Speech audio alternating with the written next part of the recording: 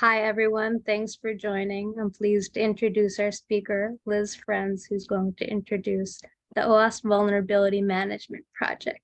Take it away, Liz. All right, let me go back then, and if I can.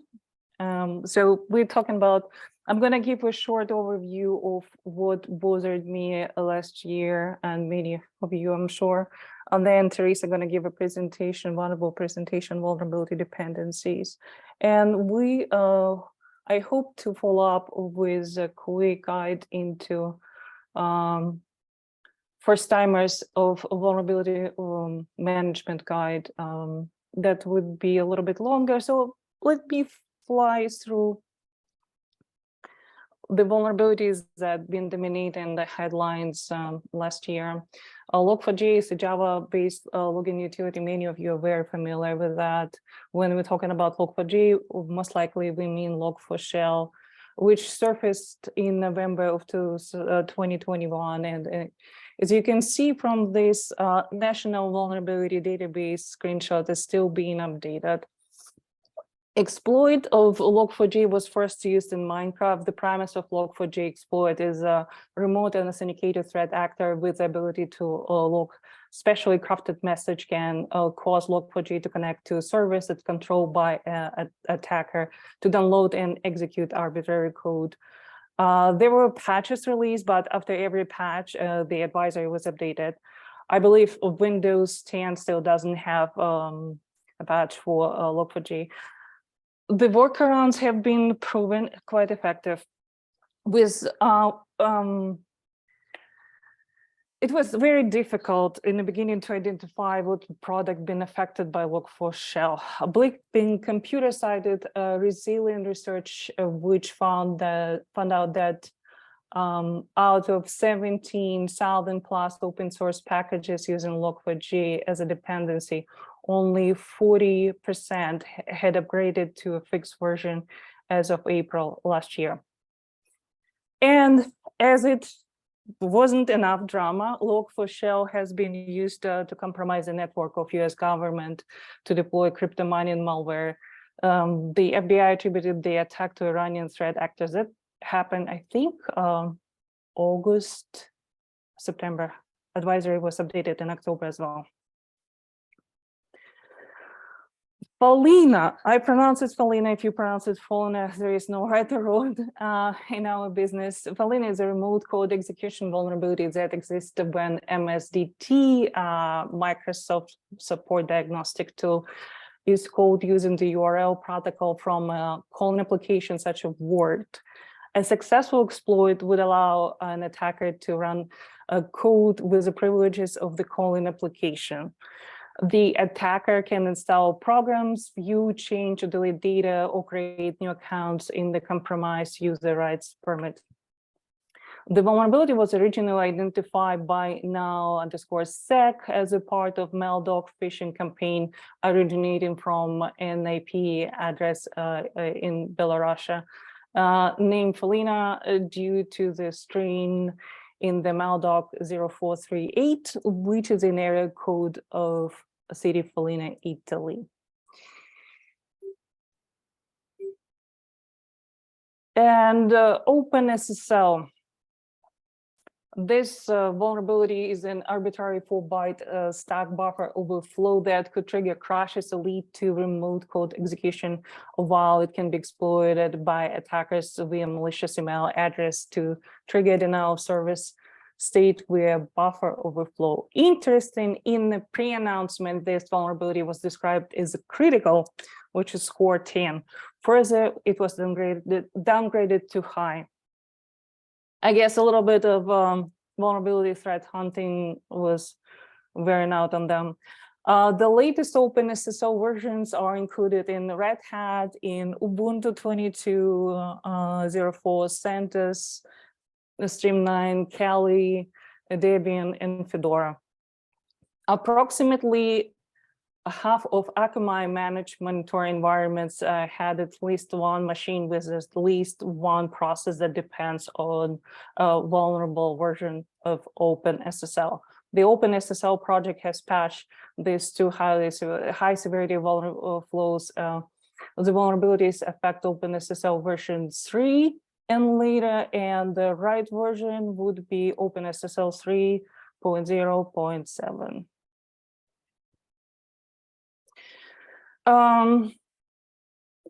An attacker in Citrix, an attacker could exploit the vulnerability in Citrix ADC and Citrix Gateway to take control of systems. The vulnerability has been exploited and evolved by means of unauthenticated remote arbitrary code execution to improper control in the resource through its lifetime.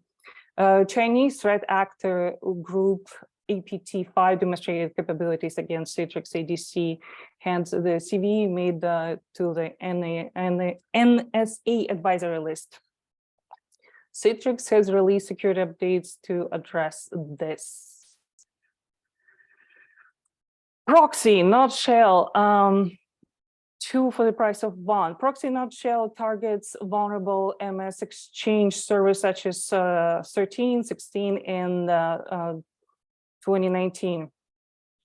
The vulnerabilities collectively known as a proxy not shell can be used in a chain exploit. A remote attacker could use CVE 4104 as a server-side request forgery vulnerability to exploit the next vulnerability. Workaround may include third-party, quite simple, third-party web application firewall or restricting outgoing connection from Exchange mailbox. And next would be Grim 0 Days struck Atlassian more than 1 time in 2022. The object graph navigation language I4 allows an authenticated user to execute arbitrary code on a Confluent server or data center instance. Originally, no patches were available for a week or so. All versions of Confluent server and data center prior to the fixed version were affected. Atlassian was telling customers to make their servers inaccessible by one of these 2 methods, restricting Confluent server and data center instances from the internet or disabling Confluent server and data center instances.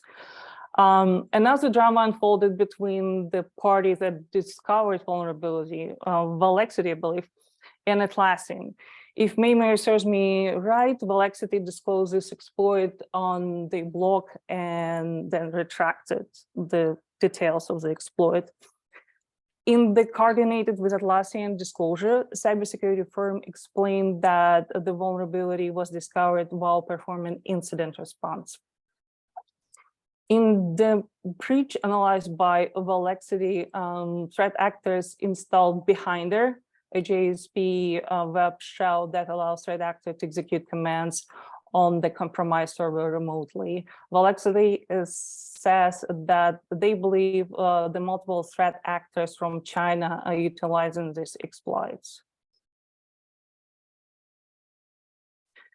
VMware Workspace ONE Access and Identity Manager found to contain a remote code execution vulnerability due to server-side template injection.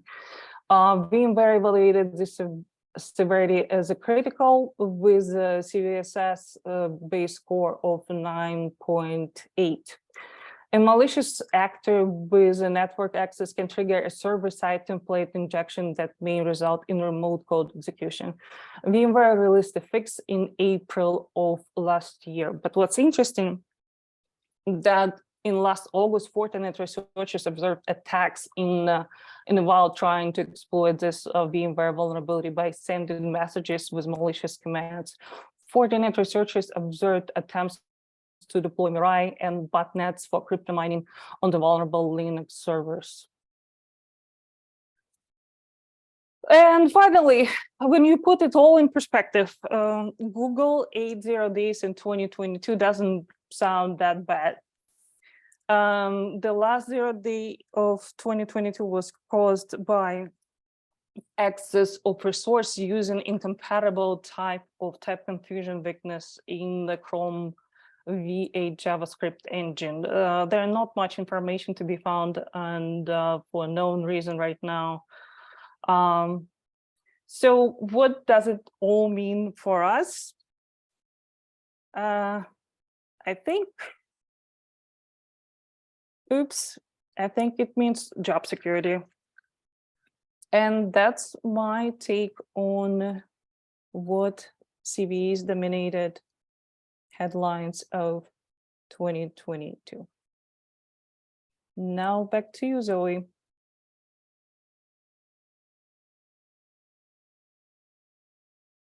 Thank you, Liz. Yeah, well said about job security. That's a good way to phrase what's happening. So I'm gonna turn it over to Theresa now. Do you want to continue with the screen share? Yeah, so Theresa, you should be a co-host as well. Yeah, you got this. Great. Let's take it away, Theresa.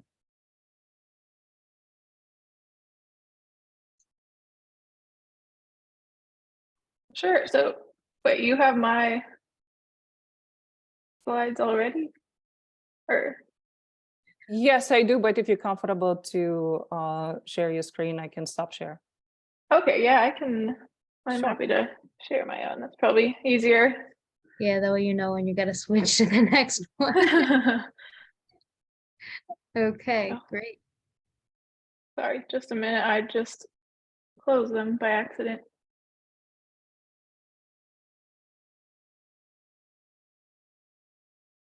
Does it take the 200 slides to come up? Is it slow, or do you have like a quantum computer that comes really fast?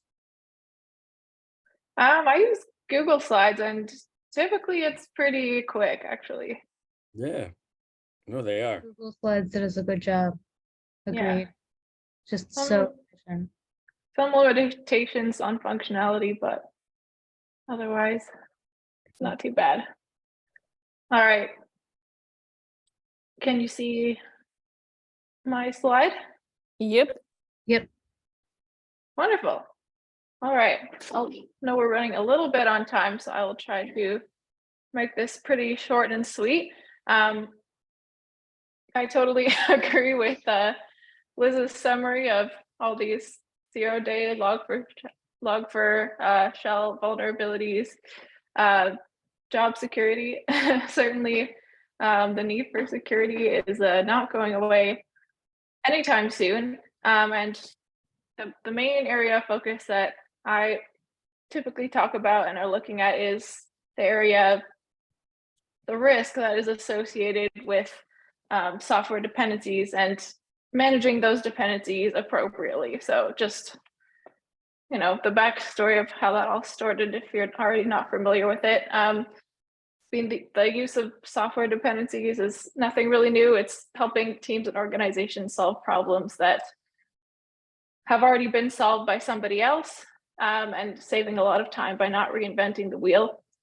And the use of dependencies has become so large, and a lot of these are going to be Java specific because I'm a Java developer and because this is about Log4j as well. But so in Java projects, on average, have about 150 dependencies per project that are being used. And what we typically see, at least in Maintenance Central, is that on average, those dependencies have 10 releases a year. And that's quite a lot of updates to be considering. And so that introduces the problem of dependency management, of how do you handle all of these things. A colleague of mine likes to say that, and I really like this saying, basically, when you solve a really difficult problem in software, you usually then create new problems, new and possibly harder problems that need to be solved later on to support that solution that you've built. And I would say dependency management is no exception, because having the ability to kind of fully automate builds in the ways that we can today means that there's not a really good understanding of what's in all those dependencies, and that can amount to security risk. And so the way we're talking about this is by comparing it to a supply chain, basically, where all those dependencies not switching. All those dependencies are kind of supplies that get pulled into a manufacturing system and put out into a software application. And when we talk about the risk that's on those, you can think about that in a few different ways. So there's sort of the upstream risk, so open source packages that are coming from Maven Central, for example, NPM and PyPI. The midstream area, so attacks that can happen in build tools, and of course downstream, which is directed attacks on an application. And because these upstream attacks really trickle down into all the other areas of the software development lifecycle, we at least have been seeing a huge amount of growth over the past few years in these, because there's so much opportunity to take advantage of unsuspecting developers, unfortunately.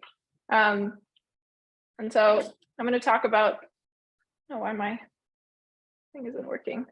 I'm going to mention this kind of research paper a couple times, but if you haven't heard of it, it's called the State of the Software Supply Chain report that Sonatype releases every year.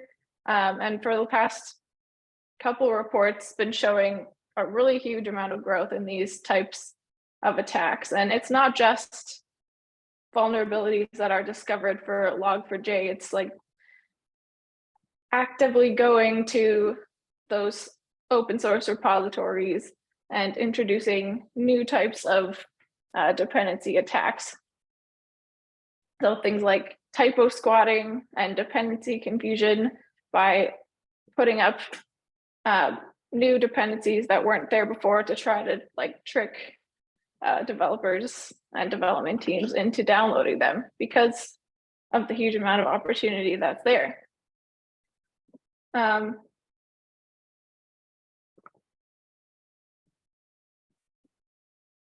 So that brings us to Log4Shell, which is, as Liz mentioned earlier, a vulnerability of a really common Java library. And because it's a library, it falls into, or at least I look at it from this area of being one of these dependency management risks. And if you're not, you're probably all really familiar with it, but from my perspective as a Java developer, it's something that is just a go-to framework for running tests.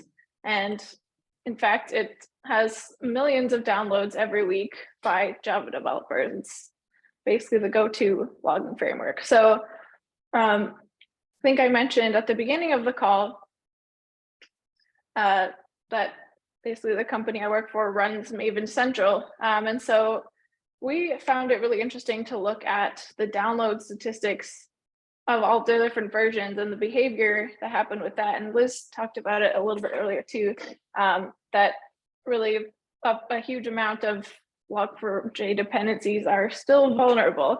And that's true. So this is the kind of the early days, the first month of Log4j, once that vulnerability was disclosed in public.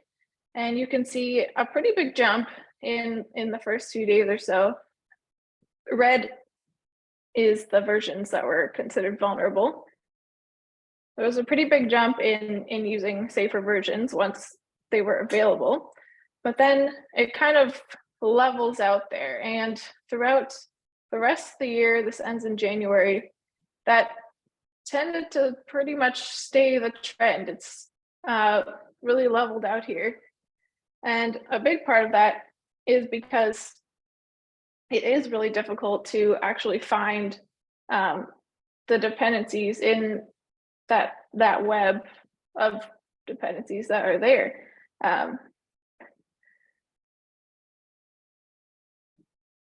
Let's see.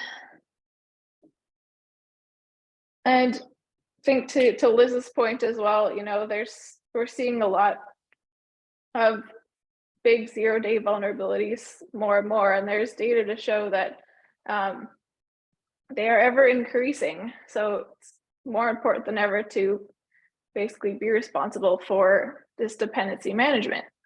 And so a lot of the conversations end up being that the responsibility is on open source projects. And that, of course, is true to an extent, that the libraries that are being consumed do have a responsibility to use secure practices. However, in practice, another study that we did actually showed that, open source libraries are actually doing okay. So about 96% of projects that have vulnerable releases do have a fix for them. On the other hand, 62% of consumers, those are like the software development, the app development companies, are downloading vulnerable projects. So while there is work to be done, certainly on both sides in terms of security, there is a really big gap here in terms of that the consumer is not consuming dependencies intelligently. And so it is really important to be, thinking about how can those consumers be making better choices and having a more managed response. And I think the biggest way to do that is really through automation, just because with the massive scale of dependencies that are being consumed that's out there, it's not really possible to be able to do this really properly. So, and what we're seeing is that there's a few different ways, schools of thought when it comes to upgrading dependencies. And of course, this depends on a lot of different factors of the business as well. But there's the living in disarray and never upgrading, which is obviously the worst because it makes it potentially really time consuming to be able to patch when something like a log4shell comes out. And then there's the living on the edge school of thought of upgrading and staying up to date all the time.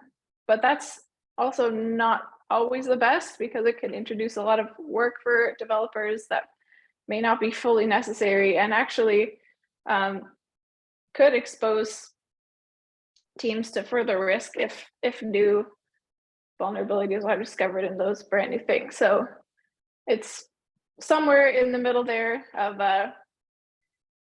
upgrading intelligently and being able to understand kind of what dependencies are there and how to make the safest choices. So yeah, that's kind of what I had, and I